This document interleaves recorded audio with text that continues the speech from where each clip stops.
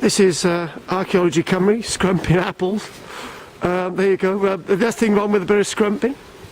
Oh, am I going to have that in the bag? Hang on, John. Go on, get in there if you don't want that one. Go on. Oh, John, do you want it back? John? Yeah? Do you want that apple back? I don't want that one. It's a nice one, that one.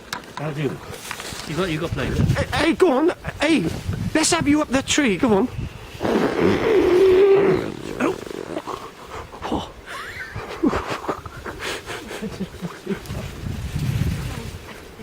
Oh, there's more up there.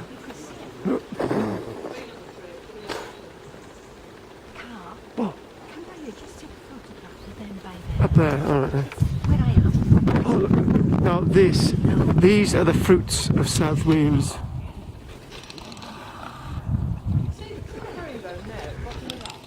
There you go. I reckon that's the original bit, and then it was up opposite there, and then they've got a top there. Well, looks like it's been done over. It's definitely being done over, but what I'm saying is that now I think there's some actual original herringbone there, and then you can see the bit where. Yeah. So what type of date are you talking about? You're the expert. Ask me about guitars on your dates. What date would you... I would like to say that herringbone, if it's got any date, very much post dates the stuff at the bottom. Yeah. What date did you give that? The old stuff at the bottom, I think this is original. Right. Or maybe they've even just covered over some of the original with the context. Because the problem is that there's no way an antiquarian can ever say about 200 years ago that there was herringbone ever here, because it would have been covered up anyway. Do you know what I mean? 200 years ago. Yeah.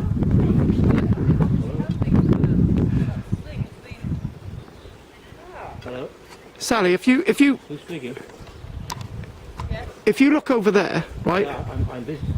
If you go towards the end of the herringbone, it suddenly stops. Can you see that? Yeah, but I'm also intrigued with here as well. There's something here. Yeah, definitely, Carl. You're right. Absolutely right. Do you know, Sally? I don't like knocking people down, but I'm really with what I've said.